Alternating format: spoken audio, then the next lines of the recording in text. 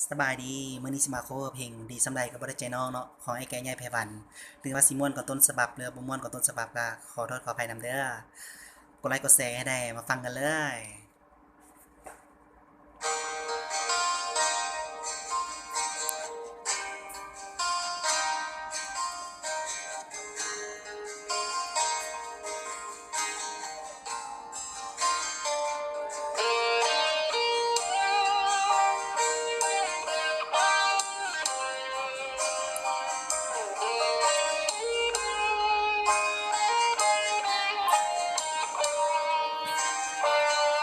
ก็เมื่อชีวิตคนเฮาเลือกเกิดบ่ได้เลยเฮ็ดให้หัวใจเจ็บซ้ำเลยมาอ้ายมันจนคนต้อยต่ำจึงเจ็บซ้ำหัวใจนักหนาจึงบ่มีค่าในสายตาของน้องตอนพบกันใหม่ๆอันใดก็คือว่าดี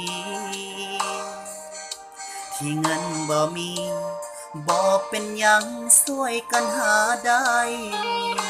สิเกิดหยังขึ้นก็สร้างน้องสิย่างเคียงข้างอ้ายไปบัดบทสุดท้ายทิมอ้ายให้อยู่ข้างทางเงินบ่มีเฮ็ดดีเพียงใดบ่มีไผอยากได้เป็นแฟนมาเฮ็ดกันแข่นๆหาแฟนใหม่สายง่ายๆคือของเล่นหรือให้เป็นสิ่งของบ่มีค่าหากมือใดถึกทิ่มขึ้นมาน้องสิฮู้ว่ามันเจ็บส่ำใดเงินบ่มีเฮ็ดดีเพียงใดบ่มีไผอยากได้เป็นแฟน